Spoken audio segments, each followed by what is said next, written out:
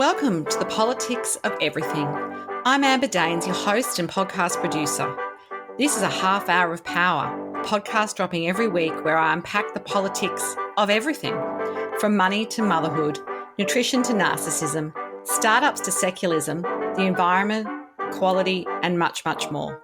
Our guests are seasoned in the field or topic of their choice, even if you've not heard of them yet. This is a non-partisan show.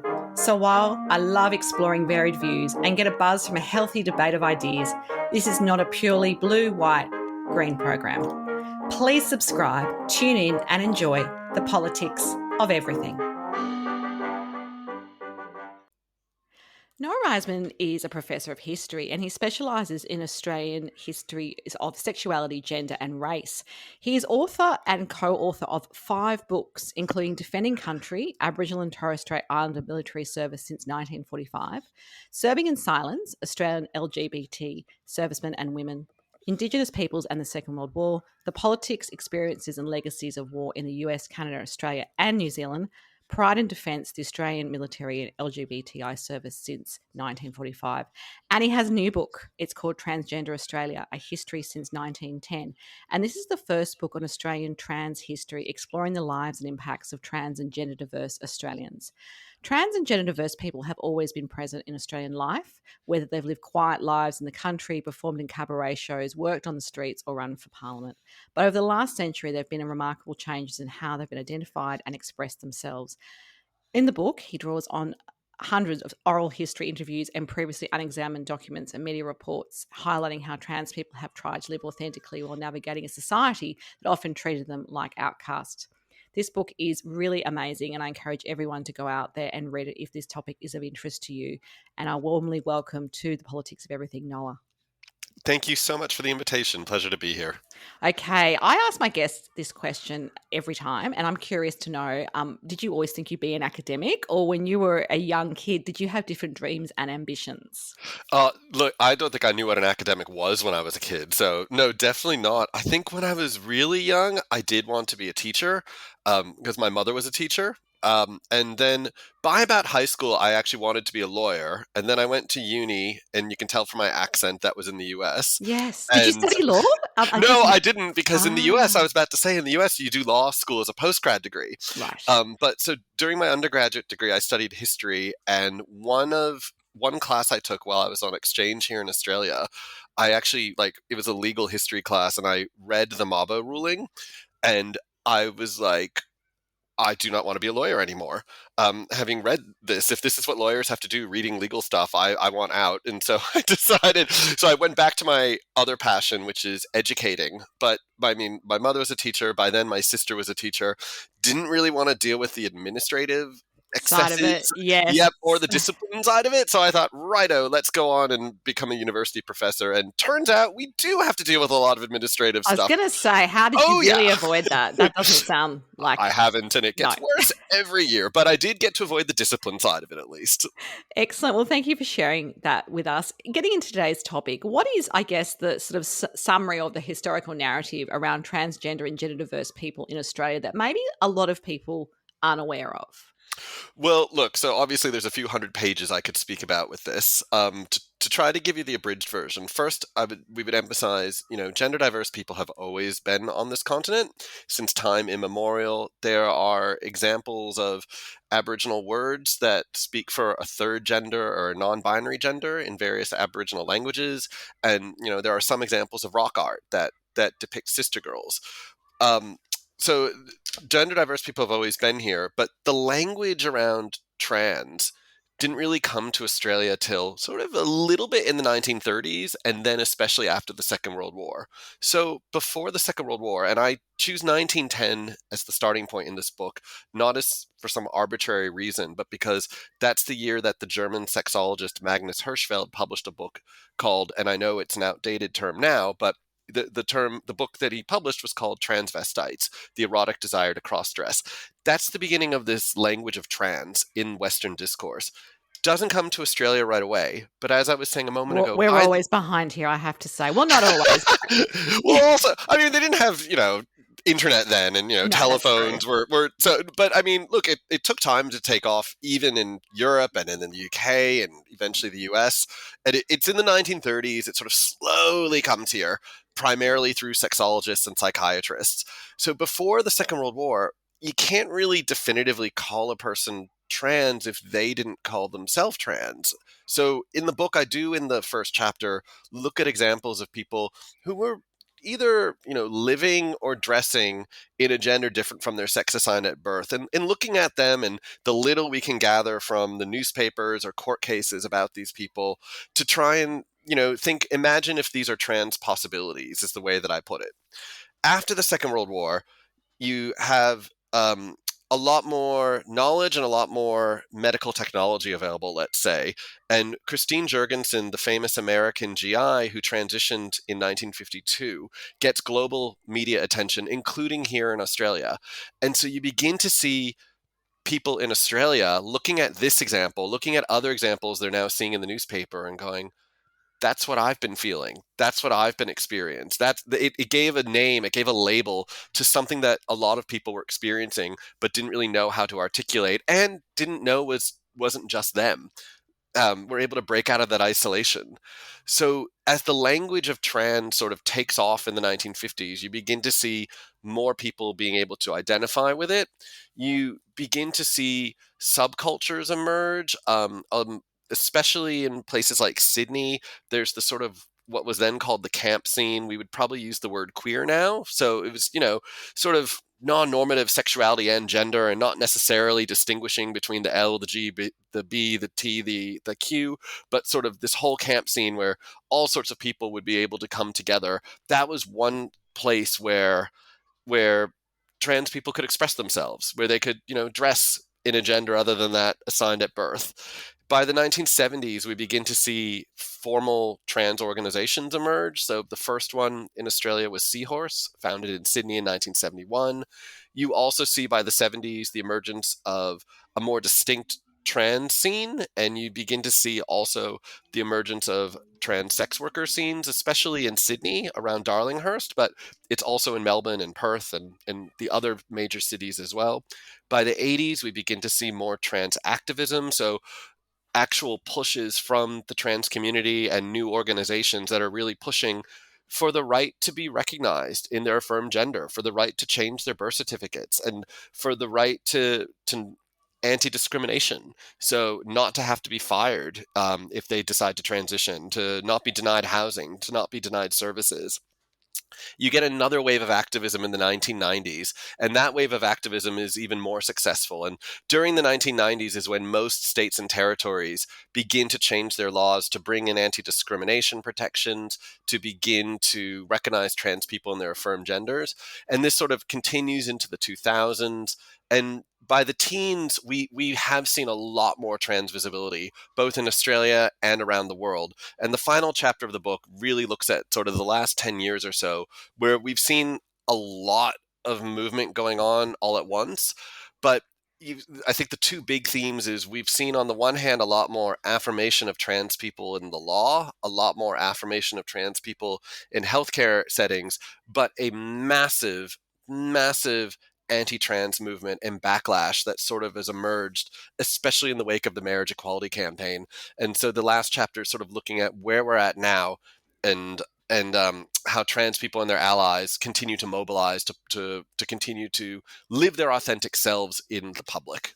Wow, that's an amazing summary. You did that so expertly. Obviously, Thank you. you know this stuff well, and you're obviously like, just by the nature of being in the world of academia, you've obviously got that deep knowledge. So I appreciate that summary. Oh, Uh, look, one of the yeah. challenges I'd quickly say about the book is, so, I mean, what I just gave you there is what we might call the dominant narrative. And the book does give us dominant narratives of trans history. But one other thing that the book that I always try to do is very much encompass that diversity within the dominant narrative, because there's as many trans histories and trans experiences as there are trans people. So I do my best to try and get the dominant narrative, but of course also account for all the diversity within that. which is a challenge. I was But going to say that's yeah, not a simple task, and no, it's that not. book could have probably been a lot bigger, even than what you've described. I was curious to know that the Transgender Australia, this book that you've written, is actually the first book to chart this changing social, medical, legal, and lived experiences of trans and gender diverse people in Australia since 1910. Why is it that it's sort of, I guess, been largely ignored by historians previously? And I just sort of did a bit of research in prep for our conversation today, and I looked at the 2016 census, which isn't that wildly long ago, and it only counted 1,260 gender diverse people in Australia at the time. Now, I would imagine that's quite low. I'm not sure, but we have 25 million odd people here, so yeah, I just want to know why it's sort of not happened before. There's a lot to say about that. First and foremost, that census data, to be quite blunt, is rubbish, both for 2016 and 2021, because the census actually doesn't ask properly if people are trans. It actually doesn't. Hmm. Where those numbers come from is there's a very oddly worded question about gender that has some scope for non-binary, but then not everyone ticks that, and no one has ever really been able to interpret it. And if you're a trans person who's not non-binary, a trans woman or a trans man, well, then you wouldn't tick that box. You would just tick the box woman or man. So actually the census data is completely unreliable. And I know trans activists, along with LGBTIQ activists more broadly, have been pushing to get the census to actually accurately ask questions in a respectful and affirming way to get Mm. reliable figures on trans people, not to mention we also don't know the number of gay and lesbian people in Australia because it's never been asked on the census. So, sorry, that was a long-winded No, response. Don't trust I the really, census and I data. It's must admit, this is wrong. where your academic prowess comes in. I didn't even look at what the question was. I just looked at I guess, the box, if you like, that this had been No, I put mean, I admit into. I don't know the exact wording of the question, but I've seen all sorts of activists and advocates who've talked about how, like, the census is not actually reflecting, it's not actually asking the question. What's Yeah, really happening is people are answering a different question in a way that then the census is sort of like, oh, well, I guess this might mean that. yes, That without Yeah, checking or kind of going into like subcategories or anything like that. exactly. So, but going back to the other part of your question, I think I don't think that's the right word to say. Historians have ignored it. First, I'd say there are other historians who have written about various aspects of trans history. Um, One book that I do strongly recommend to any listeners is Lucy Chesser wrote a book in 2008 called Parting with My Sex. And what Lucy did was she looked at examples of people who lived in a gender or were caught dressing in a gender other than their sex assigned at birth from about the mid 19th century till about 1920. So in many ways, I kind of pick up where Lucy left off. But Lucy's also very cautious that for the same reasons I mentioned before, she doesn't use the word trans to describe these people because that language didn't exist then. So she does look at examples of gender crossing and does sort of, again, present what might be interpreted as trans possibilities, but she doesn't definitively put the label on. And there are other historians who've also written short articles and other pieces about various parts of trans history. But this book is the first to sort of give a much more broader overview that covers over 100 years. And again, returning to your original question after my long-winded academic spiel there, I don't think that it's been ignored. I just think that it hadn't necessarily been on the radar. And again, we're in an era now of much more trans visibility, which is absolutely fabulous and amazing. And there's Yes. more people who are willing to be interviewed. So oral histories were a huge part of my research. And so I think there's just now more possibilities to do trans history. And there are other scholars doing trans history that I'm definitely aware of. And so while I'm very excited about this book is not going to be the last thing written on trans history. And I think it's going to be amazing to see what comes going forward. Absolutely. No, I think you've set it up well like that. How did you navigate, I guess, the best way to provide this discussion? You talked about the dominant narrative, and of course, within this, you've interviewed a range of trans and gender diverse people for the book, which you would have had to sort of decide who to select and what stories to tell. What was there a process, a curation process for you to do this?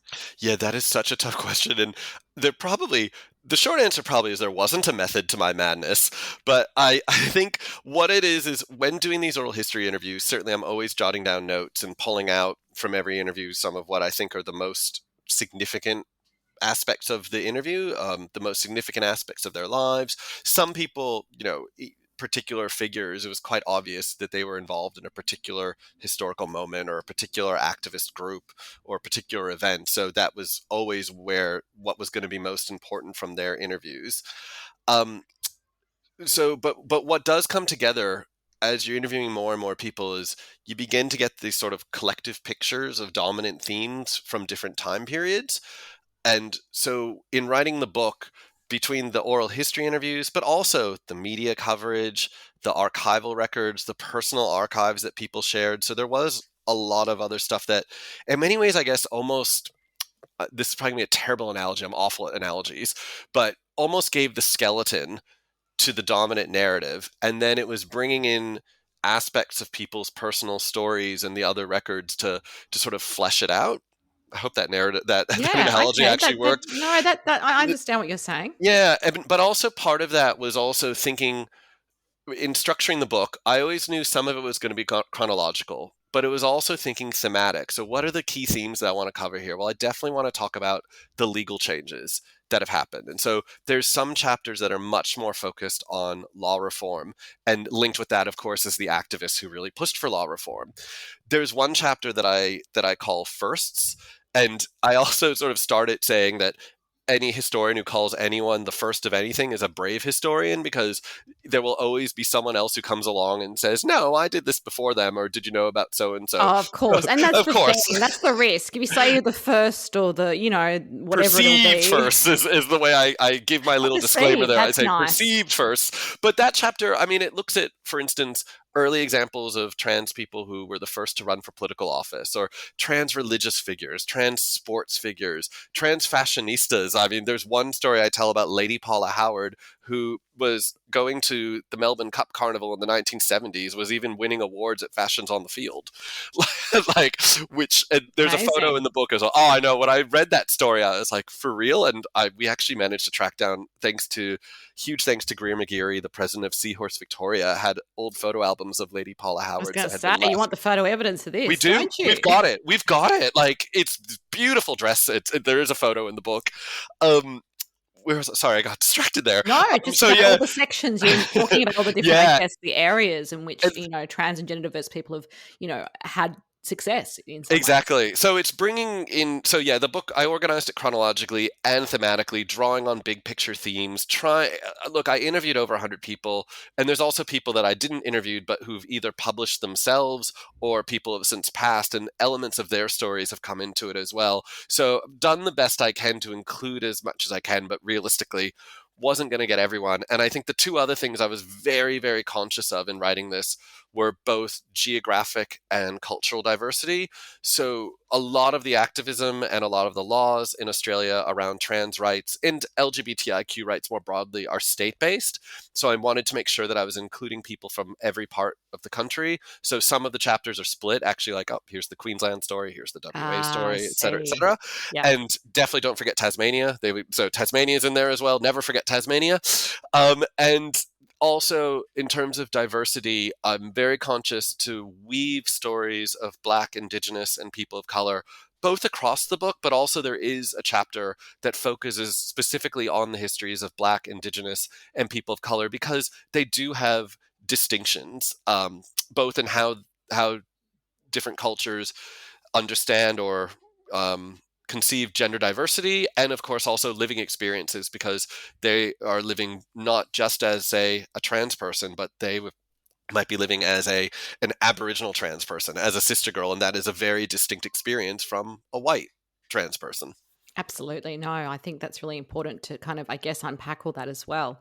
So, what ways have transgender people been able to create a new perspective on cultural diversity in Australia? Because you just touched on the fact there is obviously nuances between people of colour and different backgrounds, and maybe even where they've grown up geographically, and if they're rural or metro, and all those pieces as well.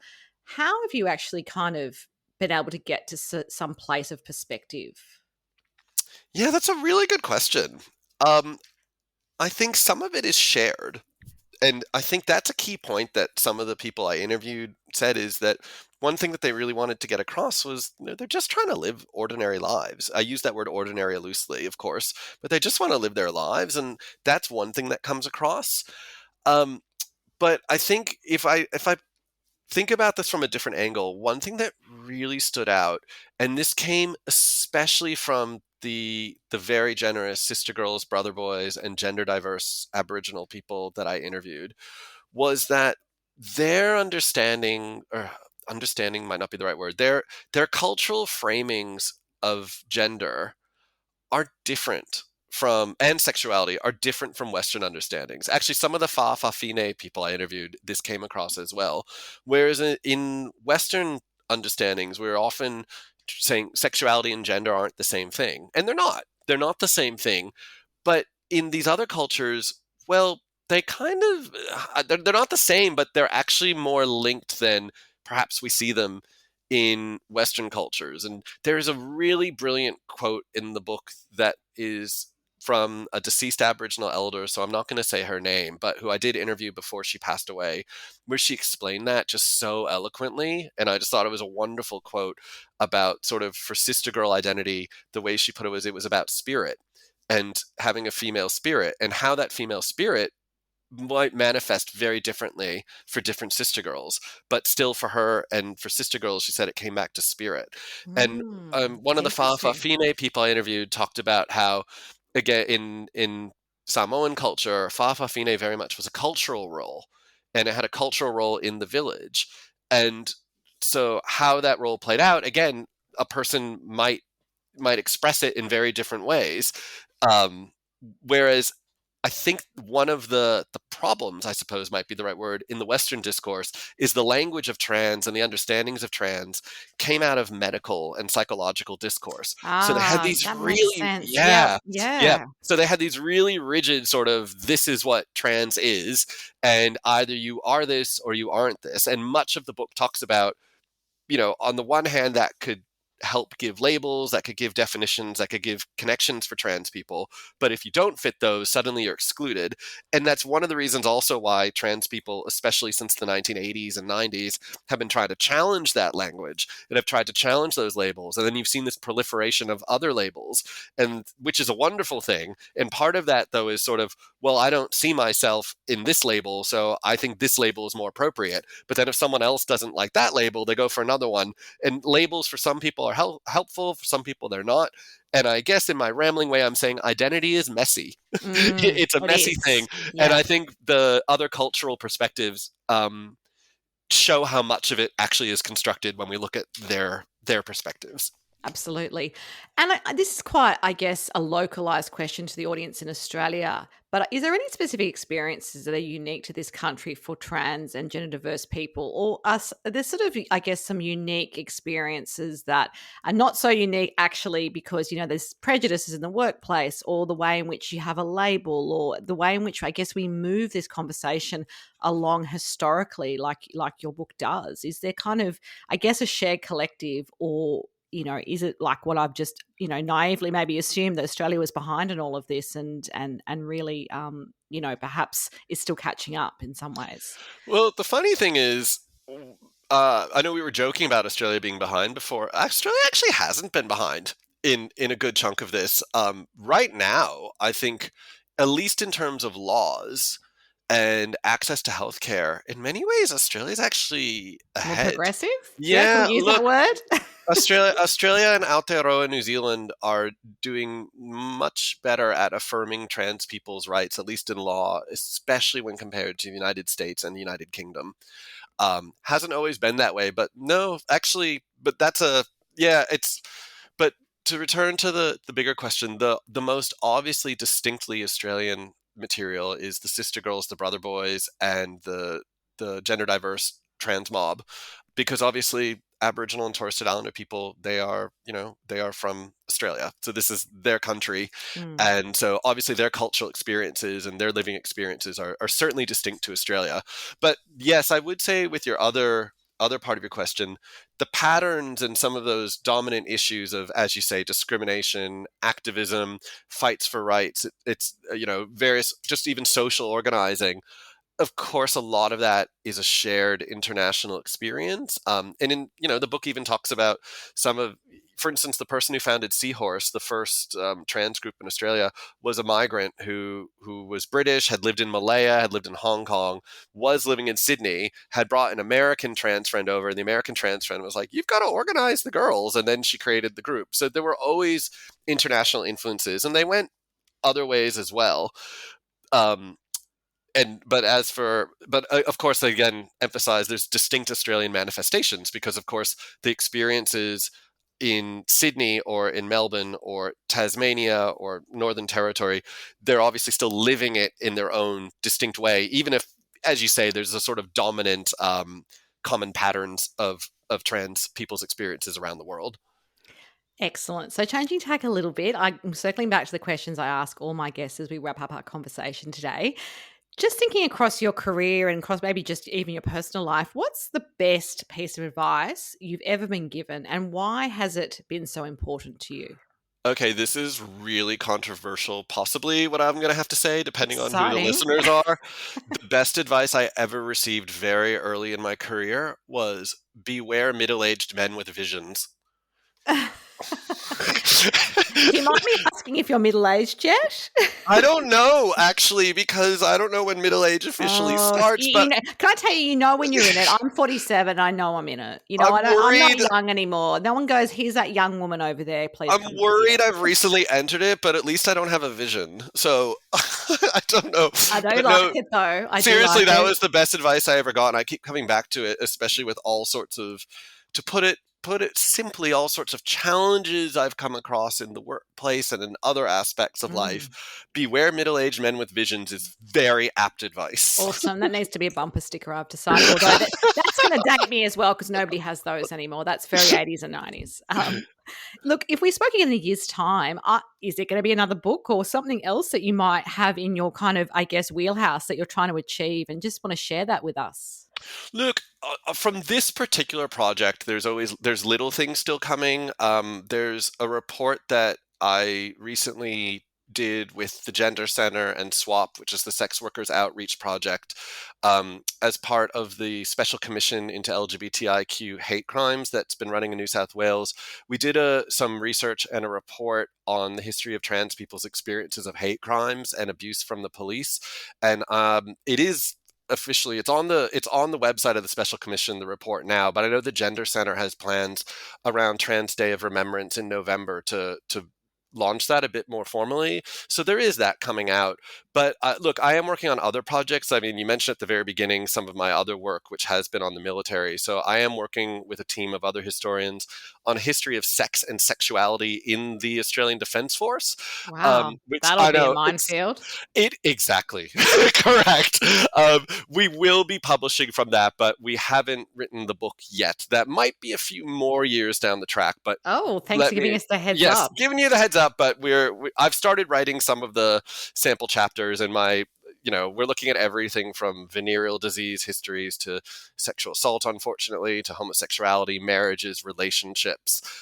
There's a lot to say about sex and the Australian Defence Force. But on the trans history, look, having done all this work, I'm sure there will be little things popping up here and there. But as I said, there's already so many other awesome both trans and cis people who are working in the space of trans history, and I am very looking forward to seeing their work as it comes out. Just to wrap up our conversation today, a final takeaway message for anyone listening on the politics of transgender history. Trans people, gender diverse people have always been here, and they've always been navigating society and finding ways to express themselves, and they've always been pushing for more rights. They've always been, I guess, to put it another way, this isn't some sort of fad. This isn't some sort of new craze in some lefty conspiracy. This is people who have always been here, who have been trying to live their authentic lives, and should absolutely be affirmed and respected and supported. And here is that history. Thank you so much for sharing this. And of course, if anyone is interested to find out more, there's some details on the show notes, and of course, grab Noah's book. Thank you so much for your time.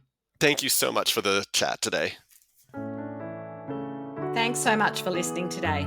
If you've enjoyed the politics of everything, I thrive on your feedback. So please add a short review and share the podcast with your network through Apple, Spotify, and all the usual suspects. I'm always on the hunt for new and diverse guests, so if you or someone you know has a fresh idea you're busting to get out there, please email me at amber@amberdanes.com and my crew will get back to you very soon.